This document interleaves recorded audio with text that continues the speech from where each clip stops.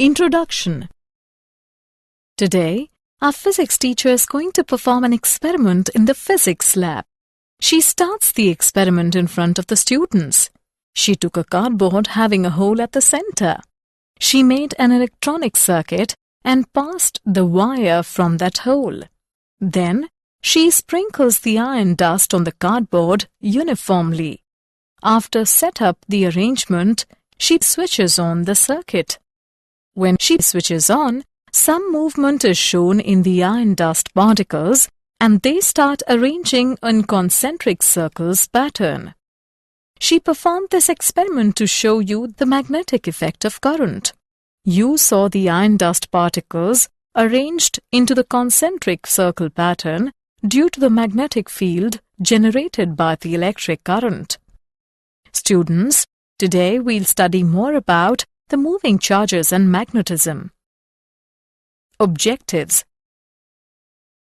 At the end of this lesson, you will be able to explain Oersted's experiment, define Lorentz force, define Fleming's left hand and Maxwell's corkscrew rule, calculate magnetic force on a current-carrying conductor, explain motion in combined electric and magnetic fields, describe cyclotron, define Biot-Savart law, calculate magnetic field on the axis of a circular current loop. Oersted's experiment.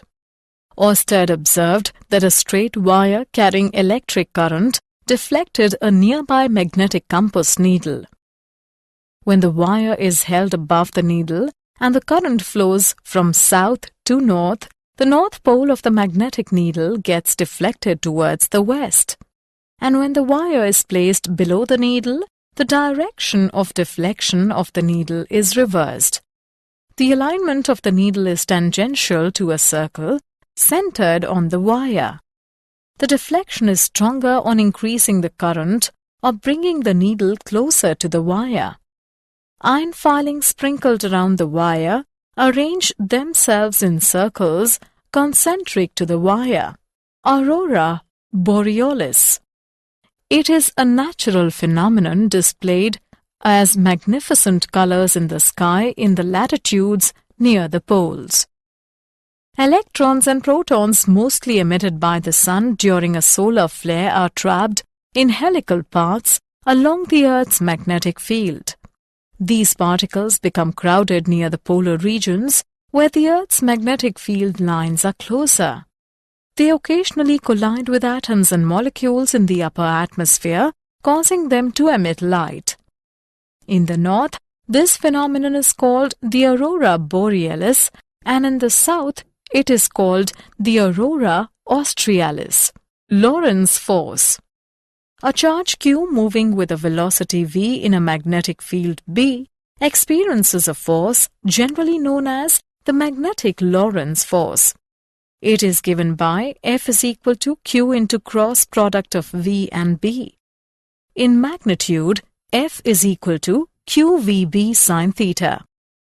The magnetic force on a charged particle moving in a magnetic field has its maximum value when the particle moves perpendicular to the magnetic field. F max is equal to QVB. Minimum value when the particle moves in the direction of the magnetic field or opposite the field. F minimum is equal to 0.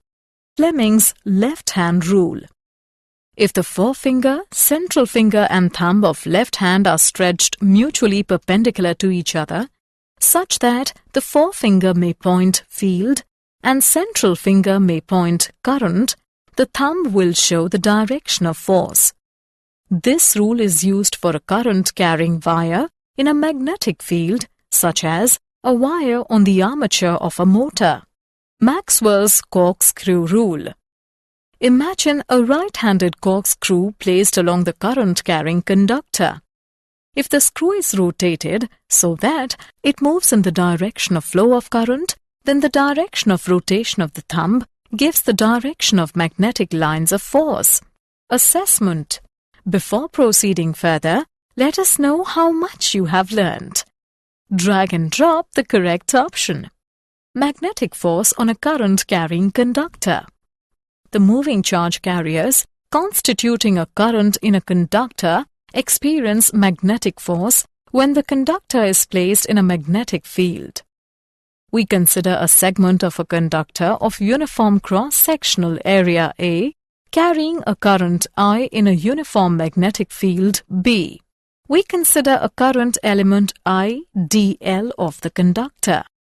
The number of free electrons in the element dl of the conductor is NaDl, where N is the number density of free electrons in the conductor.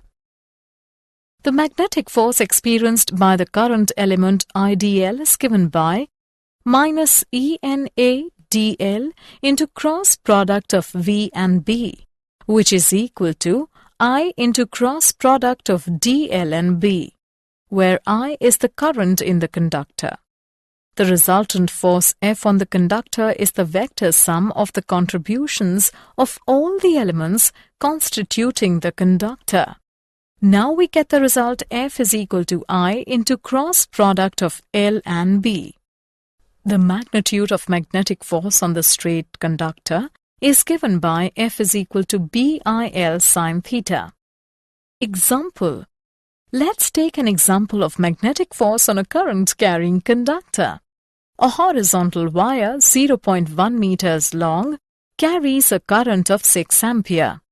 What magnitude and direction of magnetic field can support the weight of this wire, where mass is 3 into 10 raised to the power minus 3 kilogram? Let's see the solution. Here, the given values are L is equal to 0.1 meters, I is equal to 6 amperes, M is equal to 3 into 10 raised to the power minus 3 kilogram. Force due to magnetic field on current-carrying wire when the field is normal to the straight conductor is equal to BIL. Weight of wire is given by mg. On comparing these two equations, we get BIL is equal to mg, which can be written as B is equal to mg divided by IL. By putting the values and calculating, we get the value of B is equal to 0.49 Tesla. Hence, magnetic field of 0.49 Tesla can support the weight of the wire. Circular motion in a magnetic field. We consider a charge Q traveling in a uniform magnetic field B with a velocity v perpendicular to B. As the magnetic force always acts perpendicular to v, the velocity of the charge changes only in direction, but the speed v remains constant inside the field. The force having a constant magnitude and its direction is always at right angles to v gives rise to a uniform circular motion of the charge. The centripetal force required by the charge to describe a circular path is provided by the magnetic force. The radius of the circular orbit is given by mv divided by qb. Helical motion in a magnetic field. We consider the initial velocity v of the particle that makes an arbitrary angle with the field B. The velocity component parallel to the field remains constant, while the component perpendicular to the field results in a circular orbit. Radius of the helix is defined as the radius of the circular component of the orbit. Radius of helix is given by perpendicular component of velocity divided by frequency, which is equal to m into perpendicular component of velocity divided by qb. Motion in combined electric and magnetic fields. Velocity selector. If a charge with velocity enters a region where both electric field and magnetic field exist in such a way that the electric force and magnetic force are equal and opposite, then the charge will move undeflected in the fields. This can happen when velocity, electric field and magnetic field are mutually perpendicular to one another. Cyclotron. The cyclotron is a machine used for accelerating charged particles such as protons or ions to higher energies. Principle and working of cyclotron. Cyclotron works on the principle that a magnetic field can restrict a charged particle to move in a circular path with a frequency which is independent of its speed, whereas an electric field can accelerate it. The cyclotron consists of an evacuated chamber in which there are two Ds insulated from each other. The Ds are open along their straight edges. The chamber is placed between the poles of a very strong electromagnet. An electric oscillator establishes a high-frequency alternating voltage across the gap between the Ds. The source produces the ions to be accelerated. Suppose an ion with a positive charge Q and mass m is at the center of gap when D1 is at negative potential with respect to D2. The ion is accelerated across the gap by the electric field between the Ds towards D1. Inside a D, the magnetic field causes the ion to bend its path into a semicircle of radius r inside a D. Here, charge follow the given relation. QVB is equal to mv squared divided by r. The cyclotron frequency at which the ions circulate in the field is given by QB divided by 2 pi m. And time taken by the ion to complete a semicircle in a D is given by pi m divided by QB.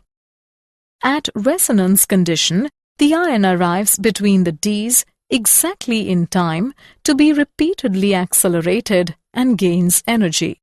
This energy gain does not affect the resonance condition except increasing the orbit size. The ion describes a spiral path, gaining energy each time it passes the gap, but remaining in phase with the alternating voltage. The ion acquires the required energy to have a radius approximately that of the Ds. It is then deflected by a negatively charged plate and leaves the system. The maximum energy attained by the ion is given by product of B square, R square and Q square divided by 2m. Applications and limitations of cyclotron. It is used in the study of nuclear reactions. It is used to implant ions into solids and modify their properties. It is used to produce radioactive substances which can be used in diagnosis and treatment of ailments. At high speeds, the cyclotron frequency decreases due to relativistic mass increase, causing the particles to get out of resonance with the electric oscillator. It cannot be used for accelerating electrically neutral particles such as Biot-Savart law. It is a mathematical description of the magnetic field at a point that arises from a current flowing through a current element. Biot-Savart law states that the magnitude of the magnetic field dB at any point P, located at position vector r, with respect to the current element IdL carrying a current I is proportional to the current I, proportional to the length dl of the current element, proportional to sine theta, where theta is the angle between r and dl, and inversely proportional to the square of the distance r of the point P from the current element. Mathematical form of Biot-Savart law.